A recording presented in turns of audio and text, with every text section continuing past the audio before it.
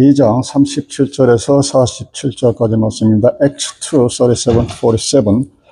사도행전 2장 37절, 47절 말씀 공독하겠습니다.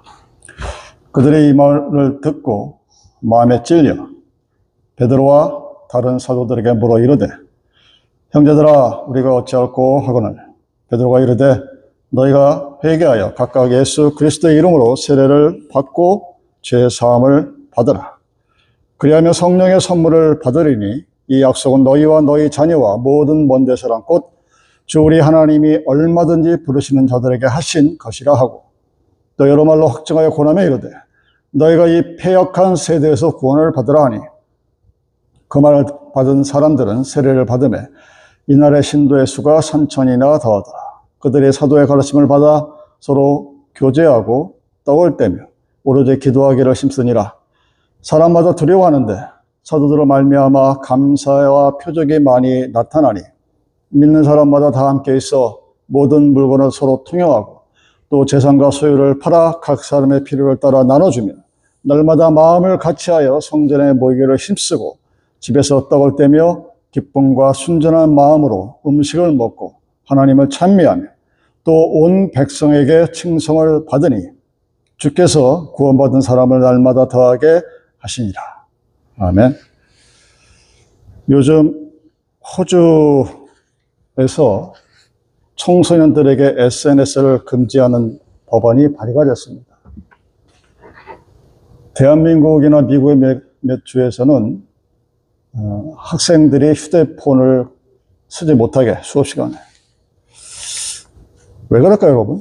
SNS 팔로우 숫자가 많으면 행복할 텐데 실상은 그렇지가 않습니다. 제 기억에도 10대 때부터 아마 들은 말 중에 하나가 대중 속의 고독이라는 말입니다. 사람은 참 많은데 주위에 친구도 많고 아는 사람도 많은데 론리스를 느낀다는 거예요. 고독함을 느끼고 상실감을 느끼고 함께 얘기할 사람이 없다. 왜 이런 일들이 벌어질까? 폴 뚜르니에 박사가 고독으로부터의 도피라는 책을 썼습니다. Escape from Loneliness. 사람들이 굶주려 있어요. 뭔가 결핍이 나타납니다. 무엇에? 참된 친교가 없어요. 참된 친구가 없는 거예요. 아는 사람은 많은데. 뭐 팔로워가 몇천 몇몇 명 하는데 외로워. 이해가 안 되는 얘기죠.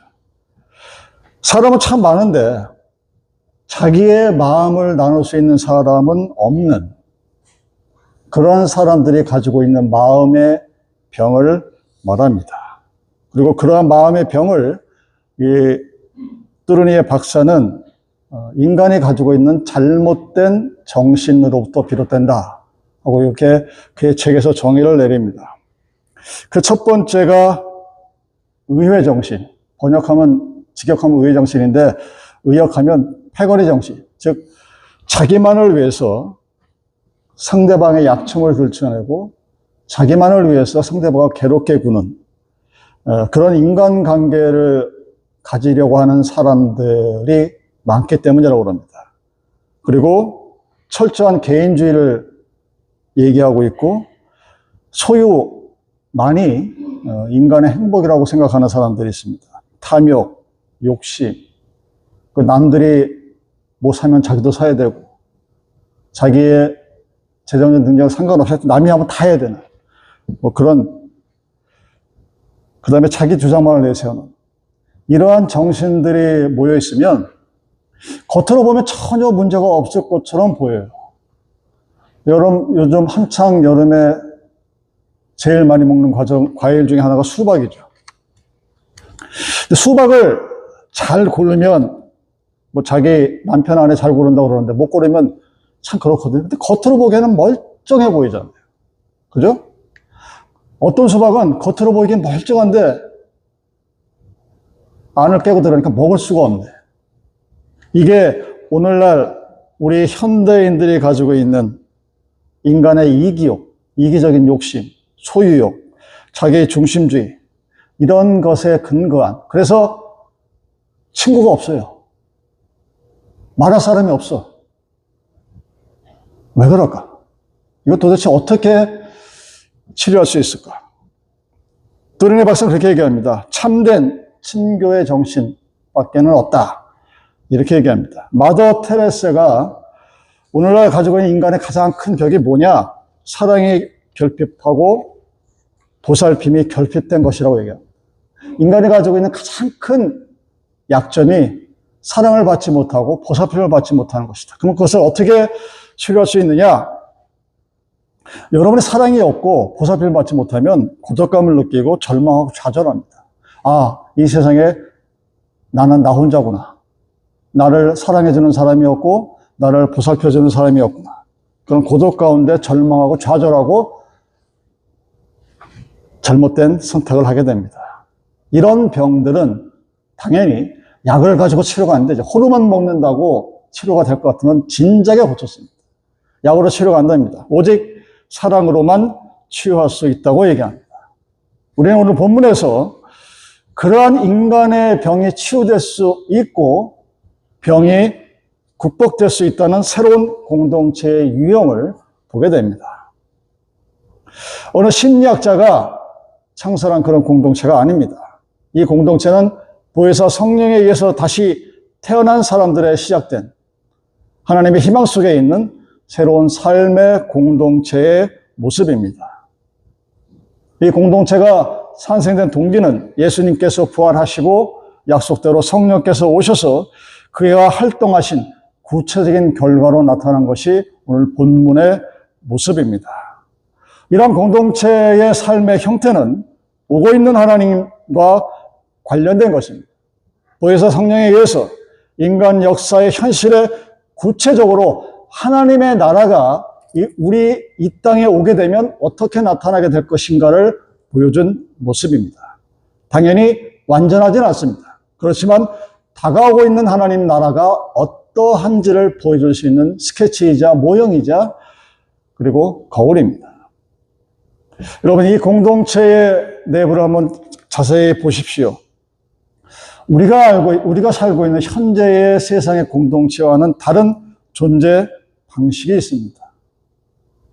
공동체가 탄생되어진 동기부터가 다르죠. 세상의 공동체 형성 동기는 주로 정치적이고 경제적인 것들이 동기가 됩니다. 그러나 이 공동체는 하나님의 영, 부활하신 영이신 보혜사에 의해서 이루어졌습니다. 그리고 세속적인 공동체는 어느 특정인의 신념이나 이데올로기 또는 유언에 의해서 그 공동체의 기초가 되지만 이 초대교회의 공동체는 예수님으로부터 보내심을 받은 사도들의 가르침, 그것이 바로 공동체의 기초가 되었다는 사실입니다. 그 다음에 살아가는 생활 방식이 다르죠. 세상의 생활 방식은 뭡니까? 서로 만에 각자 자기의 것을 소유해가는 싸움입니다. 자본주의, 거창하게 얘기하는데 말 그대로 그냥 돈이 최고라는 거예요. 돈을 많이 갖기 위해서 싸우는 방식이 세상의 방식인데 여기서는 서로 다른 사람을 위해서 나눠줍니다. 인간의 본성과 어긋나는 그런 생활 방식입니다. 세상의 생활 방식은 뭔가를 가지면 그것이 자기 것이 되어야 합니다. 철저한 개인주의. 근데 여기서는 존재가 목적인 친교가 생존 방식입니다. 그리고 그 친교를 가능하게 하는 힘은 돈이나 권력, 힘이 아니고 그리스도 안에서 하나님과 형제 자매 간에 형성된 새로운 관계입니다.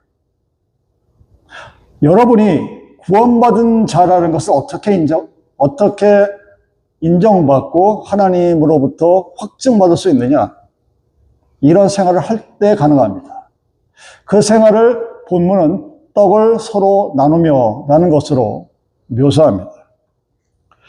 그다음에 세상 공동체에서는 개인의 행복과 자기 가족의 평안을 위해서 우상에게 복을 비는 것이 일반적인 모습입니다. 근데 여기에서는 그런 허상이나 우상이 아니라 하나님과의 대화의 삶이 이 공동체를 이루어가는 주된 방식입니다.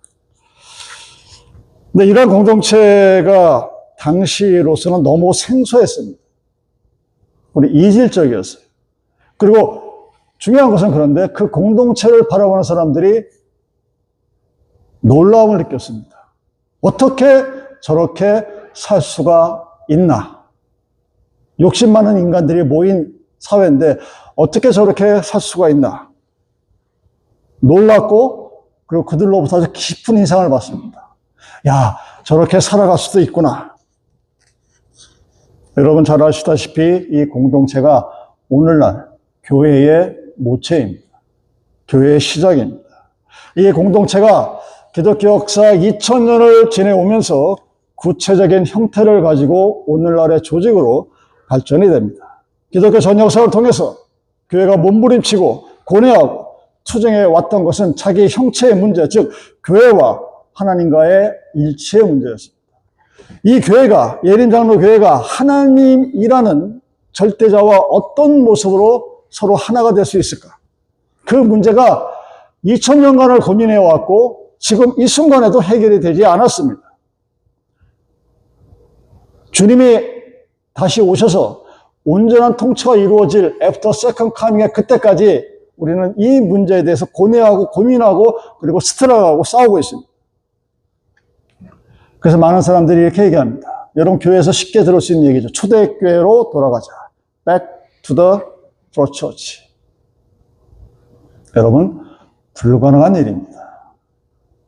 교회는 과거로 회개하는 것이 아니라 다가오는 하나님의 나라를 준비하는 것이 교회입니다. 그래서 이 초대교회로부터 우리가 배울 것은 있지만 그 초대교회로 돌아가자 하는 이 무브먼트 자체가 잘못된 설정입니다. 하나님의 나라에 대한 잘못된 오해입니다. 그럼에도 불구하고 우리는 그 하나님의 미래에 대한 희망 가운데서 온전한 교회로 나아가야 합니다. 그리고 그 온전한 교회로 나아가기 위해서 계속 전진하기 위해서 이 초대교회로부터 배워야 될 몇 가지 기본적인 태도가 있습니다. 우리 교회는 초대교회로 돌아가는 것이 아니라 그 초대교회가 견지했던 하나님의 나라의 교회의 모형이 하나님의 나라가 올 때까지 지속해야 할 중요한 몇 가지 사건을 여러분들과 함께 나누고자 합니다. 첫 번째는 교회의 거룩한 문제입니다. 거룩성 문제입니다. 사도신경의 내용 중에 이런 내용이 있죠. 거룩한 공회와 성도가 서로 교통하는 것을 믿는다. 누가? 내가 거룩한 공회와 즉 이 교회와 하나님의 성도가 서로 교제하는 것을 믿습니다. 즉 교회는 거룩하다는 것이 전제가 되어 있어야 합니다. 교회는 거룩합니다. 교회가 거룩하다는 뜻은 이 교회는 하나님께 속해 있다는 건 사실입니다. 그래서 이 세상에서 하나님의 뜻을 위해서 특별히 세상과 구별되어져 만들어진 조직이 교회입니다. 그래서 이 교회는 인간의 행위가 아닌 하나님의 행위에 속해 있다는 것을 우리는 지켜야 합니다. 교회는 그가 가지고 있는 거룩성, 즉 하나님께 속해 있다는 사실을 잃어버리면 안 된다는 사실입니다. 하나님이라는 정체성을 유지해야 그것이 교회입니다. 그 다음으로 공회라는 말이 있습니다. 이 공회라는 말은 영어로 캐톨릭 처치입니다. 여러분 좀 이상한 생각 들지 않았습니까? 레포메이션 이후에, 즉 종교개혁 이후에 카톨릭 교회를 우리는 기독교 교회로 얘기하지 않습니다. 여러분 이상하지 않아요? 캐톨릭 처치를 우리는 크리스찬이라고 얘기하거든요. 우리 그리스도를 믿는. 그럼 캐톨릭 처치를 크리스찬 처치로 바꿔야 되는 게 맞잖아요. 근데 안 바꿨어요. 루터나 칼빈이 그걸 몰라서 안 그랬을까? 왜 그랬을 것 같습니까, 여러분? 왜 기독교 교회로 바꾸지 아니하고 캐톨릭 교회를 그대로 사용하느냐? 바로 그것은 교회가 갖고 있는 보편성, 즉 유니버설 처치의 특징 때문입니다. 캐톨릭이라는 말 자체가 그 의미가 보편적이라는 뜻입니다. 유니버설이라는 뜻이에요. 교회는 종족이나 계급, 지역을 초월해서 정의와 평화를 인류 전체의 목적으로 향해 지향해 나가야 합니다. 어느 한 나라의 교회, 어느 한 민족의 교회, 누군가의 교회가 아니라 하나님이 이 우주를 창조하신 그 거대한 목적에 맞춰 나가야 될 유일한 조직이 바로 교회입니다. 그 교회는 그 교회 안에서 수없이 많은 대륙별로 나눈 것이 아무런 소용이 없다는 얘기입니다. 그냥 단 하나의 교회입니다. 단 하나의 캐톨릭 처치고 단 하나의 교회가 처치이지 유니버설입니다. 그것이 바로 교회가 갖고 있는 보편성입니다. 그래서 우리는 교회를 지향해 나갈 때 너희 교회, 나의 교회가 아니라 우리의 교회, 하나님의 교회라는 사실을 항상 잊으시면 안 됩니다. 그러면 초대교회처럼 행동한다 할지라도 그건 초대교회가 될 수가 없어요. 그것은 하나님의 교회가 아니라는 사실입니다. 사도들의 사명 자체가 이러한 교회의 보편성을 아주 잘 설명하고 있습니다. 사도들은 어느 특정 종족이나 특정 계급의 사람들을 위해서 보내심을 받지 않았습니다. 그들이 보내심을 받은 것은 모든 인류를 위해서였습니다. 사도들을 세상에 보내신 분은 예수 그리스도시고 예수 그리스도를 죽은 자 가운데서 살리신 분은 하나님이십니다. 그리고 그분이 교회를 세우신 분입니다. 그 교회 안에서 우리는 성도의 교제를 합니다. 여러분, 교회가 어떻게 존재하느냐? 건물로 존재하느냐? 아닙니다. 사람으로 존재하느냐? 아닙니다. 교회가 존재하는 양식은 딱 하나입니다. 바로 친교입니다. 펠로우십. 이 친교는 우리끼리 이렇게 모여서 재밌게 논다는 그런 뜻이 당연히 아닙니다. 너와 내가 안부를 묻고 악수를 하고 위로하고 기도하는 것이 친교가 아닙니다. 이 교회의 존재 양식의 친교라고 했을 때 그 친교는 성만찬과 관련된 것입니다. 성만찬과 말씀을 통해 부활하신 예수 그리스도와 성도의 교제에서 그 구원을 체험하는 것을 의미합니다. 우리가 성만찬의 예배를 드리고 예수의 피와 살을 먹고 마실 때 나를 위해 죽으신 예수 그리스도와 친밀한 교제를 나눈다는 것을 의미합니다. 물론 거기에 한 가지 더 첨가하면 믿는 자들 간의 교제도 당연히 포함이 됩니다. 그래서 교회가 절대 놓치지 말아야 될 것이 이 친교의 양식입니다. 요즘 현대교회의 특징 중에 하나가 뭔지 아십니까, 여러분? 저희 교회 사이즈도 친교하는 게 쉽지가 않아요. 세상에서 제일 맛있는 밥이 남이 해주는 밥이라고 그러죠. 그러니까 뭔가를 서빙을 준비하고 한다는 게 쉬운 일이 아닙니다. 그래서 이 필라 지역뿐만 그런 줄 알았더니 목사들 모이면 하는 얘기가 매주 친교하지 말자 이렇게 시작이 된대요.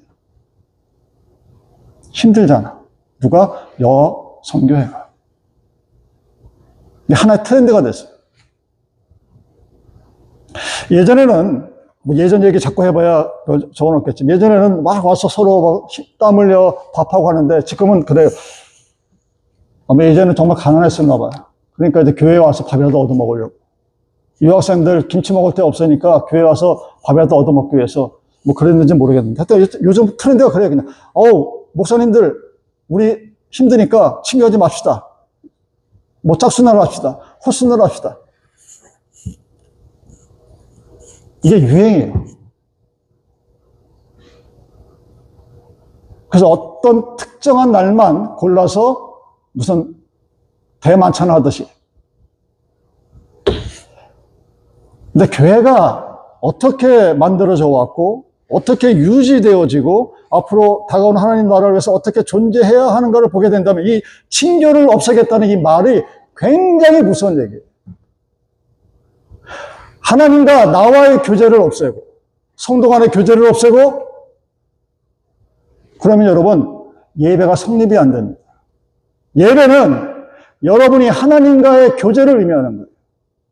하나님과 나와의 교제를 의미하고 우리 함께 믿는다고 고백한 성도들 간의 교제를 의미하는 것이 친교이고 그것이 예배의 4대 구성 원리 중에 하나입니다. 교회는 그걸 지켜나가야 합니다. 하지 못할 이유는 여러 가지가 많겠죠. 하나님과의 교제, 성령과의 소통, 성도들 간의 교제, 이것은 반드시 해야만 하고 지켜야만 되는 교회의 기본적인 태도라는 사실을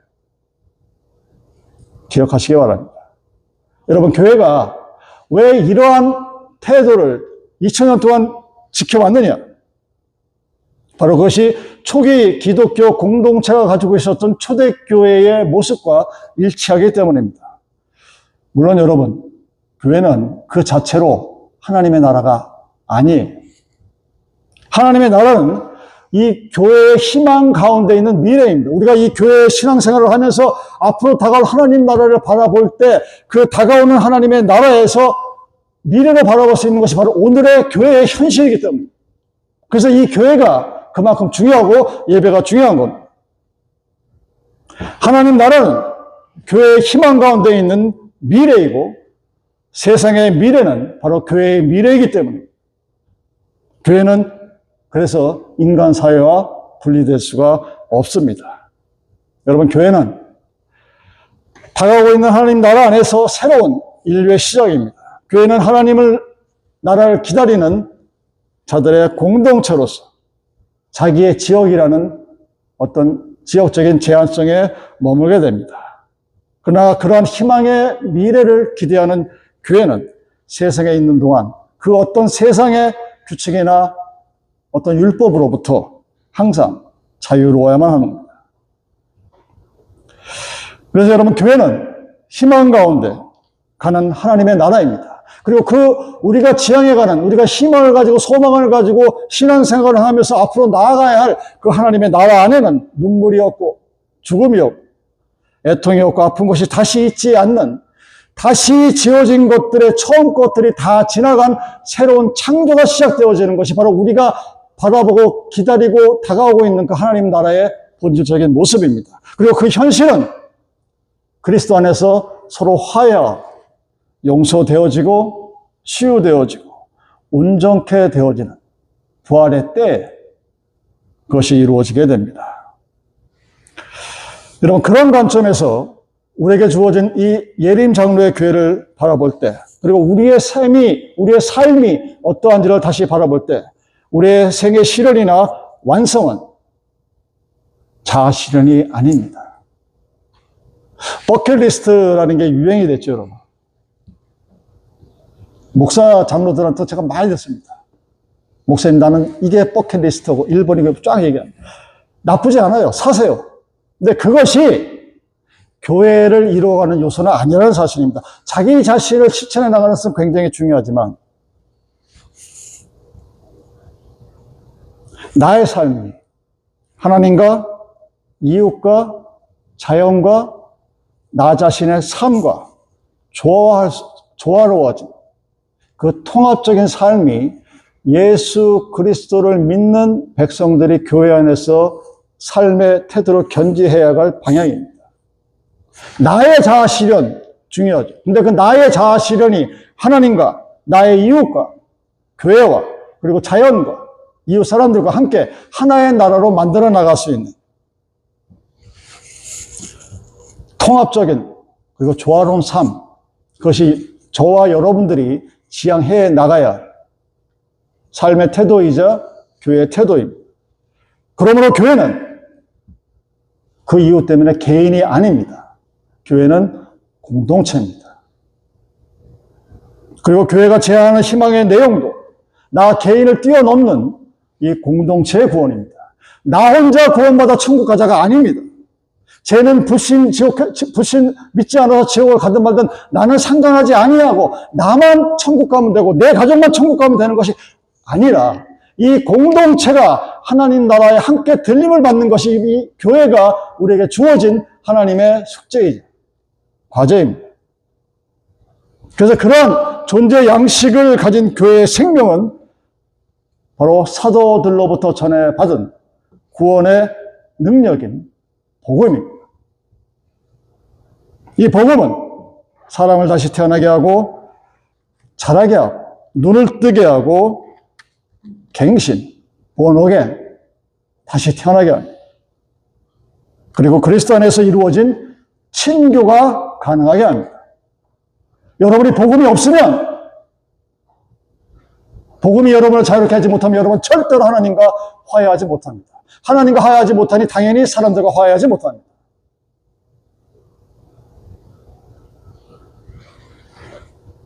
그 다음은 소유가 목적이 아닌 나눔입니다. 그리고 하나님과의 대화의 삶인 기도. 이것이 우리가 살아가야 될 삶의 모습입니다. 바로 그것들이 교회의 힘입니다.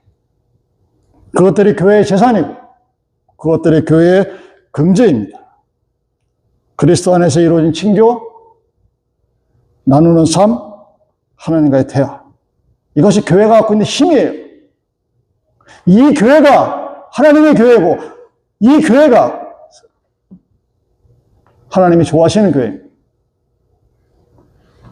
교회가 이 세상에 존재해야 할 당위성이나 필요성이 있다면 단 하나, 교회야말로 이 세상의 유일한 희망이기 때문입니다. 교회가 이 세상의 유일한 희망이자 대안입니다.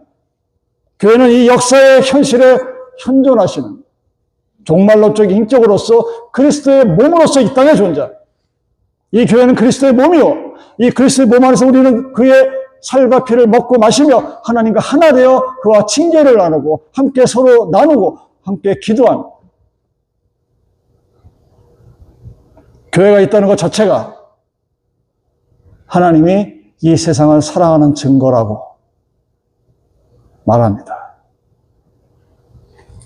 교회는 존재 자체로 이 세상의 희망이어야 합니다. 그래서 오늘날 이 지구상의 위기는 맨날 눈 뜨면 전쟁이요, 가뭄이요, 폭염이요. 추워서 죽고, 더워서 죽고, 배고파서 죽고, 지진이 나서 죽고. 이 위기는 세상의 위기가 아닙니다. 오늘날의 이 위기는 바로 교회의 위기입니다. 왜? 교회가 자기가 갖고 있는 고유한 삶을 포기하고 기권해 가고 있기 때문입니다. 포기해가는 이유가 뭘 것일까? 교회가 왜 교회의 자기 정체성을 지키지 못하고 하나님이라는 정체성 대신에 돈이라는 정체성, 세상의 권력을 탐하게 됐을까요? 그 포기해가는 이유는 바로 구원의 능력에 대한, 구원의 능력 자체인 복음에 대한 확신이 없기 때문입니다. 다른 말로 돌려서 얘기하면 복음을 부끄러워하기 때문입니다. 여러분, 우리 교회가 진정 부끄러워해야 할 것은 성도로서 내가 내 삶을 신실하게 살아가지 못하고 있다는 사실을 부끄러워해요. 돈이 많지 않고 사람이 많지 않은 걸 부끄러워하는 게 아니라 왜 나는 목사로서, 장로로서, 집사로서 신실한 삶을 살아가지 못하고 있을까를 부끄러워해야 합니다. 교회가 복음을 부끄러워하는 한 하나님은 그 교회를 통해서 어떤 이적도 기사도 일으키지 않습니다.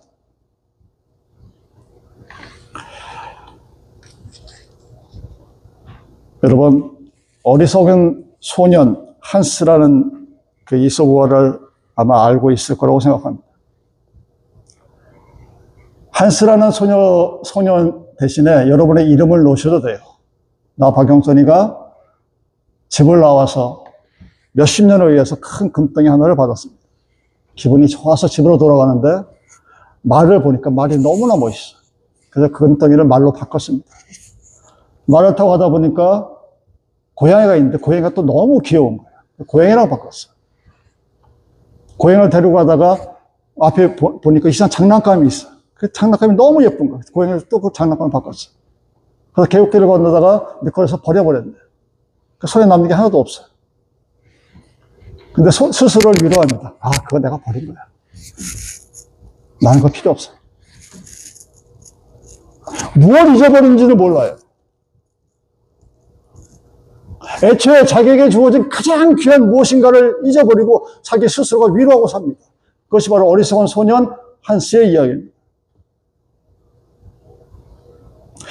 여러분, 본문에 나타난 기독교 공동체는 과거 역사의 한 시점에서 시작된 과거의 사건입니다. 근데 그 과거의 사건이 지금 다가오고 있는 하나님의 나라의 미래가 어떤 모습일 것인가를 우리에게 보여줍니다. 오늘날 교회와 같이 복잡한 조직의 형체는 지니고 있지 않지만 오늘날의 교회에서 경험하기 어려운 영적인 생동감과 희망, 사랑이 그 안에 있다는 것을 우리는 2000년이 지난 오늘날에도 이 본문을 바라보면서 느끼고 있습니다. 여러분, 이 공동체는 어느 시대에나 어느 세상에서나 나타나야만 할 종말론적인 인격으로서의 그리스도의 몸의 모형입니다.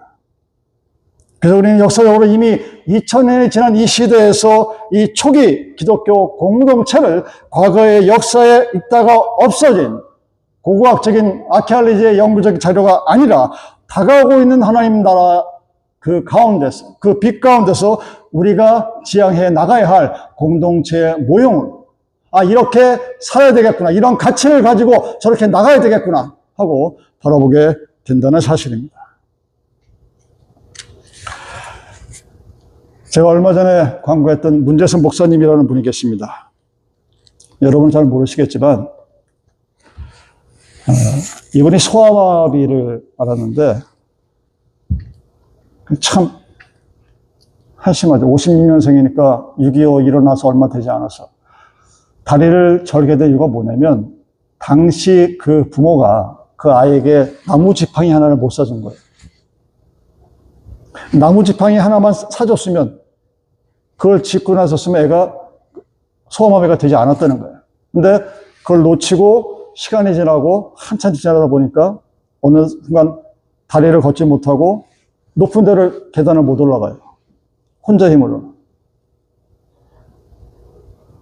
근데 그분이 이 본문의 말씀에 꽂혔습니다. 그래서 이 본문에 나오는 것처럼 공동체를 만들고자 하는 운동은 2000년 전 이후부터 지금까지 면면이 이어져 내려와요. 근데 계속되지는 못합니다. 이분이 시작했던 공동체가 2000년대 아마 시작했고 화성 지역에 굉장히 한국 교회에서 유명해졌어요. 매스컴에도 나오고 여러분들이 못 봐서 그렇지 모든 기독교 매체에서 나오고 우리 한국 교회가 지향해야 될 하나의 모델로서 예시가 되었습니다. 20년이 지났습니다. 지금은 어떻게 되었느냐?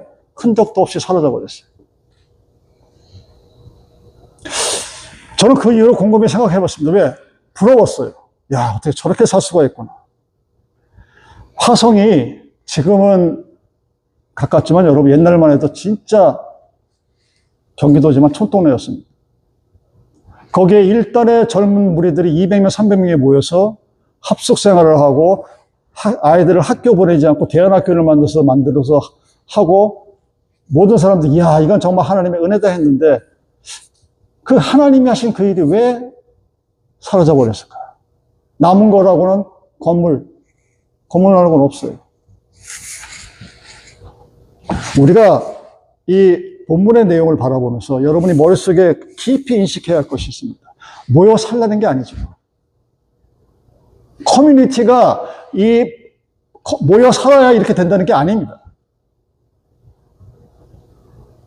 교회가 갖고 있는 기본 정신이 함께 나누고 서로 친교하고 근데 그 친교의 모든 맨 마탱에 뭐가 있느냐? 나를 위해 죽으신 예수 그리스도의 복음의 능력을 내가 믿고 그 복음의 능력으로 그리스도와 친교하고 다른 말로 기도하면서 하나님과의 1대1 간의 대화를 통해서 나를 인도받아 가며 그런 나와 네가 모여서 공동체를 이루어 나가는 그 하나님의 교회를 말하는 거예요. 우리의 희망이 있습니다. 그 희망이 무엇이냐? 이 공동체 안에 하나님이 계시다는 것이 나의 희망입니다. 이 공동체 안에 하나님이 나와 함께 계시다는 것이 여러분의 희망이 되고 여러분의 소망이 되어요. 나는 하나님과 대화하고 성령의 인도를 받고 성령의 위로를 받고 매일매일 살아갑니다. 그 교제를 가지고 여러분과 함께한 성령을 함께하면 상대편의 허물이 보이지가 않아요, 여러분. 그냥 감싸 안을 수밖에 없습니다. 사랑할 수밖에 없고 기다릴 수밖에 없습니다. 우리 교회의 희망은 하나님이 함께 하신 겁니다.